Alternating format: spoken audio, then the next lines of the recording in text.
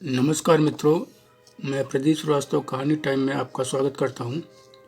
लीजिए सुनिए मेरी कहानी सेकंड वाइफ का अंतिम और तीसरा भाग। गाड़ी पूरी रफ्तार में चलती चली जा रही थी और मैं अपनी अतीव सुंदर पत्नी से श्वेत सुंदरी की तुलना कर रहा था।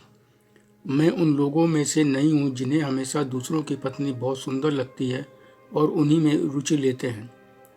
श्वेत सुंदरी में भी मैं कोई रुचि नहीं ले रहा था, बस एक उत्सुकता थी कि मैं उनसे बार बार मिला हूँ। कहाँ, यही याद कर रहा था। कहाँ का उत्तर ढूंढते ढूंढते मैं बरसों से भूली हुई अपनी नथुनी वाली सहपाठिनी को याद कर लिया था। उससे जुड़ी हुई कितनी ही बातें याद आती चली जा रही थीं। कितने ही भूले भुलाए लोगों को याद कर लिया।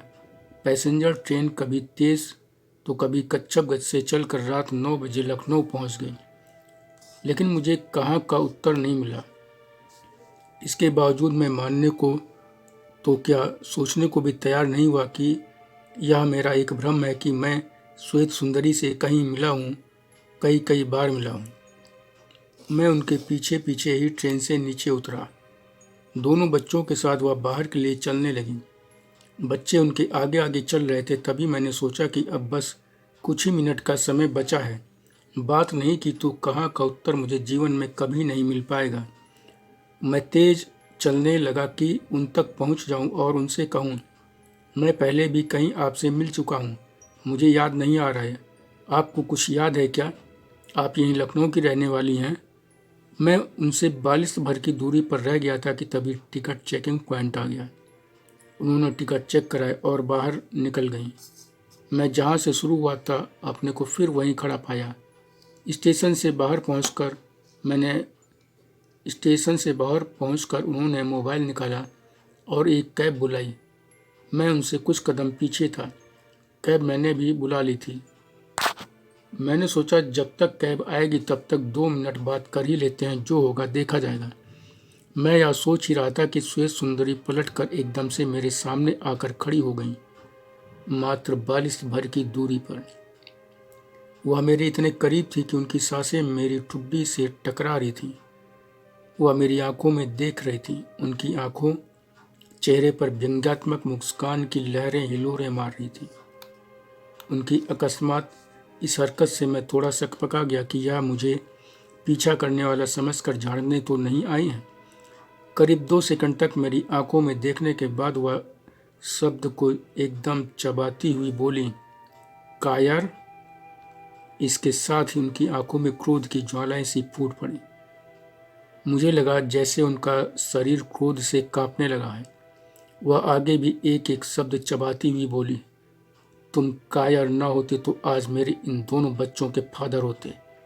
सालों साल जिसकी चोटी से खेलते रहे, उसकी नथुनिया पर गाना गाते रहे, जिसके साथ खाते पीते रहे, पिछले 14 घंटे से 2 फुट की दूरी पर बैठकर भी पहचान नहीं पाए। इतना कन्फ्यूजन कि आगे पीछे होते रहे, लेकिन एक बार भी बोलने की हिम्मत नहीं कर सके। स्कूल में भी कहती थी कि थोड़ा फ्रैंक बनो, बोल्ड बनो, लेकिन मैं बेवकूफ़ थी, गलत थी। एक कायर कभी बोल्ड और फ्रैंक नहीं बन सकता। यह सारी बातें उन्होंने बहुत ही फ्लावरी अंग्रेजी में कही। मेरा ध्यान उनकी बातों से ज़्यादा इस तरफ था कि कहाँ का उत्तर मुझे मिल गया था। वह वही थी जो ग्रेजुएशन तक मेरे साथ रहीं। फिर उनका निकाह हुआ और उसके बाद कभी नहीं मिली। मैं उनसे बहुत बात करना चाहता था, अपनी बात शुरू ही करने जा रहा था, लेकिन वह बीच में ही अपना मोबाइल नंबर देती हुई बोली, मैं रात में 1 बजे से 3 बजे के बीच तुम्हारी कॉल का वेट करूंगा। कॉल करोगे तभी कोई बात करूंगी, वरना बिल्कुल नहीं। मुझे तो लगता है कि तुम उन्हीं लोगों में से हो जो अपनी मिसेज के पास भी जाने से पहले पूछते हैं कि क्या मैं आ जाऊं। तभी उनकी कैब आ गई और वह बिजली से उसमें बैठकर चली गई। पैकिंग पेपर पर लिखे उनके नंबर को मैंने एक बार देखा और जेब में रख लिया। मेरी भी कैब आ गई थी। रास्ते भर मेरे दिमाग में उनका यह सेंटेंस गूंजता रहा कि यदि तुम कायर नहीं होते तो मेरे इन दोनों बच्चों के फादर होते। मुझे उनकी यह बात बहुत बुरी लगी कि मैं कायर हूँ। मैंने सोचा यदि मैं कायर था तो आपने कौन सी बहुत बड़ी बहादुरी दिखाई थी, जब तक मिली एक बार भी खुलकर यह प्रकट नहीं किया कि मुझसे शादी करना चाहती हैं। जिस तरह से मिलती बोलती उसमें किसी क्लोज फ्रेंड के से ज़्यादा कोई और बात झलकती ही नहीं थी। मेरे मन में भी कुछ चाहत 9th में पहुँचते पहुँचते पैदा हुई थी, लेकिन यह इतनी गहरी नहीं थी कि शादी की सोचता। देर रात में ही बात हो सकती है, उनकी यह शर्त भी मेरे लिए अबूझ पहेली बन गई। घर पहुंचकर मैंने पत्नी से बच्चों से खूब बातचीत की। खाना पीना सब कुछ हुआ, लेकिन पत्नी को लापरवाही के लिए डांटना है या भूल गया। याद रहा तो बस इतना कि देर रात उनसे बात करनी है। यह बात तब भी दिमाग में घूमती रही जब पत्नी कई दिनों बाद मिलने के कारण बहुत आंतरिक क्षणों को जीने के लिए पास आई। वह क्षण जूते हुए भी उनकी बातें दिमाग में बनी रही। पत्नी के सो जाने के बाद उनकी बातें ज़्यादा बेचैन करने लगी। जल्दी 1 बजे इसकी प्रतीक्षा करने लगा। 12:30 बज गए थे। मैं थका हुआ भी बहुत था, आंखों में नींद भी बहुत थी, लेकिन मैं उनसे बात किए बिना सोना नहीं चाहता था, क्योंकि मैं उनसे यह जानना चाहता था कि जब वह मुझसे शादी करना चाहती थी तो सही समय पर अपनी इच्छा जाहिर क्यों नहीं की। मैंने तो यह नहीं सोचा था। तुम्हारे मन में यह बात थी तो तुम्हें आगे आकर यह बताना चाहिए था। मैं यदि तभी भी आगे नहीं आता तब तुम मुझे कायर कह सकती थी, लेकिन संयोग से आज 20 वर्ष बाद मिलने पर कह रही हो, यह जानते हुए भी कि अब इन बातों का कोई मतलब नहीं रह गया है। मेरे मन में बहुत सी बातें उठ रही थी। मैं उनसे एक बार बात करके यह जान लेना चाहता था कि उन्होंने समय पर अपनी बात क्यों नहीं कही। अब कहने के पीछे उद्देश्य क्या है? हस्बैंड के रहते ऐसी बात कहने का उनका मतलब क्या है? मन में संशय यह भी उठा कि कहीं इनके हस्बैंड ने हमारी बातें सुन ली तो इनका दाम्पत्य जीवन डिस्टर्ब हो सकता है। इस संशय के बीच 1 बजते ही मैंने बात करने के लिए मोबाइल उठाया और फिर देखा। इस संशय के बीच 1 बजते ही मैं बात करने के लिए मोबाइल उठाता और फिर रख देता। डर यह भी था कि कहीं धन सिरे जाग गई तो। बड़ी देर तक तरह तरह की उलझनों से लड़ने के बाद आखिर 2 बजे छत पर जाकर उन्हें कॉल की। 2 रिंग होने के बाद ही उन्होंने कॉल रिसीव कर ली। उन्होंने हेलो कहा। आवाज़ पहचान कर मैंने जैसे ही उनका नाम लिया तो वह हंसती हुई बोली, कॉल करने की हिम्मत जुटाने में 1 घंटा लग गया। मैंने कहा कि मैं संकोच कर रहा था कि तुम्हारे हस्बैंड ने अगर हमारी बातें सुन ली तो तुम्हारे लिए समस्या हो जाएगी। मेरी इस बात पर उन्होंने तुरंत कहा, अब हस्बैंड मेरे साथ नहीं रहते, इसलिए तुम्हें चिंता करने की आवश्यकता नहीं। हाँ, अपनी पत्नी से डरते हो तो बात अलग है। यह बात कहते हुए भी उनकी आवाज़ में किसी भी तरह का कोई परिवर्तन नहीं हुआ था, जिससे यह लगता कि हस्बैंड के साथ छोड़ने से उन्हें किसी तरह की कोई प्रॉब्लम या दुख है। मैंने कहा कि ऐसी कोई बात नहीं है। तो हंसती हुई बोली, बात तो ऐसी ही लग रही है। तुम्हारी आवाज़ से साफ पता चल रहा है कि तुम कहीं अलग थलग छिप कर बातें कर रहे हो। मैंने सोचा मैंने सच बोला। कहा, हाँ मैं छत पर हूँ। यह सुनकर वह हल्का सा हंस कर बोली, मैं जानती थी कि तुम इतनी रात को अपनी पत्नी के सामने किसी दूसरी औरत से बात कर ही नहीं सकते। मैं किसी बहस में नहीं पड़ना चाहता था तो साफ साफ कहा कि यह सब तो ठीक है, लेकिन इतनी रात में ही बात क्यों करना चाहती हो? जब तुमने ट्रेन में ही मुझे पहचान लिया था तो वहाँ बात क्यों नहीं की? उन 14 घंटों में हम अपने बीते 20 वर्षों की पूरी बातें कर लेते। हाँ कर लेते, लेकिन मुझे तुमने पहले देखा और पहचान ही नहीं पाया। इससे मुझे बहुत गुस्सा आया कि यह आदमी कैसा है। मात्र 20 साल बाद ही मिले हैं और यह पहचान नहीं रहा है, जबकि मैंने इन्हें देखते ही पहचान लिया। इतने दिनों में कोई इतना नहीं बदल जाता कि जिसके साथ 12-14 साल रोज 7-8 घंटे बिताया गया उसे पहचाना ही ना जा सके। लेकिन बात न करने की वजह यह थी कि अचानक ही 20 साल बाद मेरे सामने वह व्यक्ति आ खड़ा हुआ था जिसे मैं 20 वर्षों से कभी भूल नहीं पाती, जिसे मैं 20 वर्षों में अपनी जाननुम बनी जिंदगी के लिए जिम्मेदार मानती आ रही हूँ। उसे अचानक देखकर मन नफरत से उबल पड़ा। मन में आया कि तुम पर खूब तेज तेज चीखूं चिल्लाऊं, सालों का सारा गुस्सा नफरत तुम पर सेकंडों में उड़ेल दूं। लेकिन बच्चों के साथ होने के कारण किसी तरह खुद पर कंट्रोल किया। मन में आया सीट चेंज कर लूं, सामने बैठी रही तो कहीं झगड़ा ना कर लूं। लेकिन फिर यह सोचकर खुद पर कंट्रोल किया कि मन कुछ शांत हो तो बात शुरू करती हूँ। कम से कम 20 वर्षों की भड़ास तो निकाल ही लूँ। यह भी पूछूं कि सफूरा के जरिए मैंने अपने प्यार के मैसेज बार बार भेजे थे, लेकिन तुमने हर बार ठुकराया। यही करना था तो फिर किस अधिकार से, कौन से अधिकार से स्कूल में, कॉलेज में बरसों बरस तक मेरी चुटिया मेरे गालों को पकड़कर खींचते रहे, मेरे नितंबों पर धौल जमाते रहे? आखिर कौन से अधिकार से? क्या मुझे खिलौना समझ रखा था जिससे इतने सालों तक खेलते रहे? उनकी बात बहुत ही भावुक अंदाज में, बहुत ही भावुक आवाज़ में यह बातें सुनते ही मैं सकते में आ गया। यह सारी बातें मेरी जानकारी में थी ही नहीं। सफूरा ने कभी मुझे उसका कोई मैसेज दिया ही नहीं था। मैंने गहरी निराशा व्यक्त करते हुए कहा, यह सब तुम क्या कहे जा रही हो? सफूरा ने कभी भी तुम्हारा कोई मैसेज दिया ही नहीं, वह भी ऐसे मैसेज। अगर मुझे तुम्हारे किसी भी मैसेज का संकेत भी मिलता तो मैं तुम्हारे पास दौड़ा चला आता।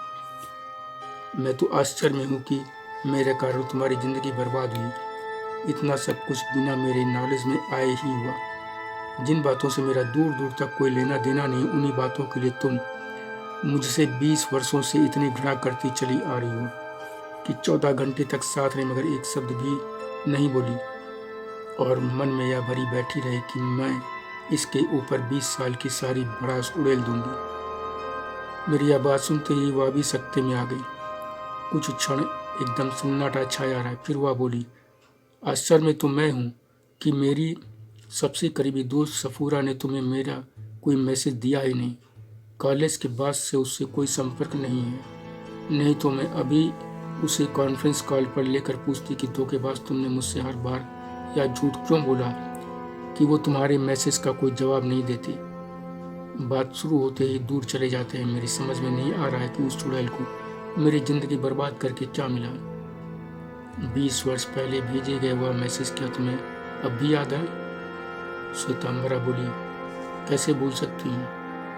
जो मैसेज तुम्हें अपना शौहर बनाने के लिए भेजे थे वह कभी भी भूल नहीं सकती। उनकी इस बात से मेरे रोंगटे खड़े हो गए कि यह क्या हो गया। सफूरा ने हम दोनों को इतना बड़ा धोखा क्यों दिया? मुझसे कितना क्लोज रिलेशन बनाई हुई थी, कितना अच्छा बिहेव करती थी, आए दिन घूमने का प्लान लिए खड़ी हो जाती थी। जब तक घूम नहीं लेती थी तब तक मानती नहीं थी, जानबूझकर सुनसान जगह पर ले जाती थी। रिश्ते की हर सीमा क्रॉस करने की कोशिश करती थी। बड़ी मुश्किलों से उसे रोक पाता था, लेकिन उसकी जिद के आगे आखिर एक बार हार गया। फिर तो वह जब चाहती अपनी जिद पूरी करती, एक और सीमा क्रॉस करती। अचानक ही गायब होने तक उसने यह सिलसिला जारी रखा था। उससे अपने इस रिश्ते के बारे में मैंने यह सोचकर श्वेत सुंदरी को कुछ नहीं बताया कि इससे वह और दुखी होंगी। सफूरा के संग बिताए हर अंतरंग क्षण के चित्र मेरे सामने उभरते जा रहे थे। मैं मन ही मन कह रहा था कि सफूरा, मैं कल्पना तक नहीं कर पाया था कि तुम ऐसा भी कर सकती हो। तुमने 2 लोगों का जीवन बर्बाद कर दिया। मेरे देर तक चुप रहने पर श्वेत सुंदरी ने पूछा, क्या सोच रहे हो? मैंने कहा, यही कि यदि तुम्हारा मैसेज मिल गया होता तो कितना अच्छा होता। श्वेतांबरा बोली, अच्छा, मैसेज मिल जाता तो क्या तुम मुझसे शादी कर लेते? बिल्कुल बिल्कुल, मैं तुमसे शादी कर लेता, इसमें संदेह का कोई प्रश्न ही नहीं उठता। और तुम्हारा परिवार तैयार नहीं होता तब क्या करते? मैं तब भी तुमसे शादी कर लेता। इसके लिए परिवार को किसी भी तरह से तैयार कर लेता। लेकिन पहले तुम यह बताओ कि सामने अपनी बात कहने में तुम्हें हिचक हो रही थी तो मोबाइल पर कितनी बातें होती थी? तुम क्या अपनी बात उसी समय नहीं कह सकती थी? श्वेतांबरा ने कहा, अब क्या बताऊं? बोल्ड बनने के लिए मैं तुमको कहती रहती थी, लेकिन खुद एकदम उस समय चूक गए जब जीवन का सबसे निर्णायक पल सामने था। वह पल जो मेरे जीवन की दिशा तय करने जा रहा था। मुझ पर उस समय पता नहीं कहाँ से इतना दब्बूपन हावी हो गया था कि तुम्हारे सामने आने में ये हिचक महसूस होने लगती थी। रही सही कसर नामुराद चुड़ैल सफूरा ने पूरी कर दी। उसकी छल कपट भरी बात कि तुम मेरे बारे में सुनना ही नहीं चाहते, या सुन सुनकर मैं निराश हो गई थी। अपने को छली ठगी महसूस कर हालात के हाथों सौंप दिया था। बर्बाद होना था तो हो गई बर्बाद।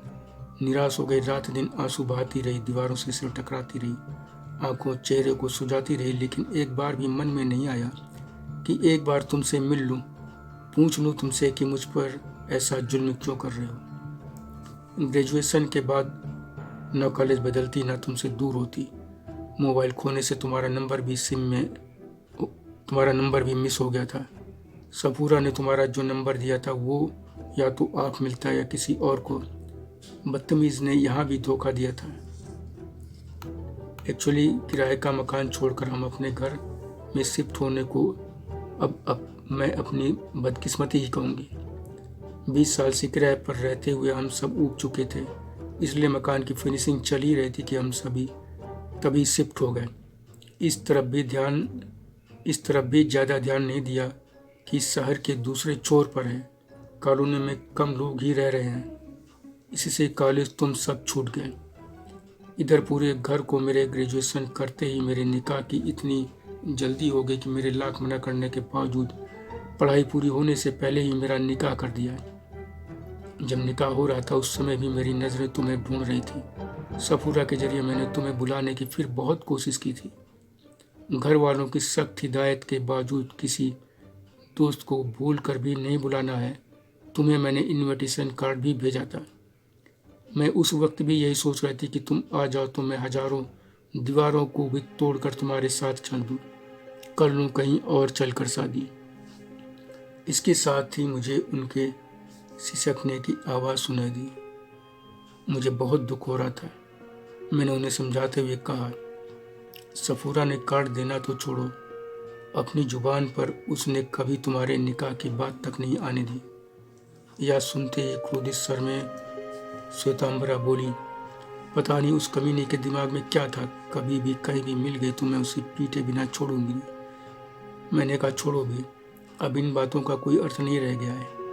जीवन में हमें आगे बढ़ते रहने के लिए जो रास्ता मिल गया है अब उसी पर आगे बढ़ते रहना है।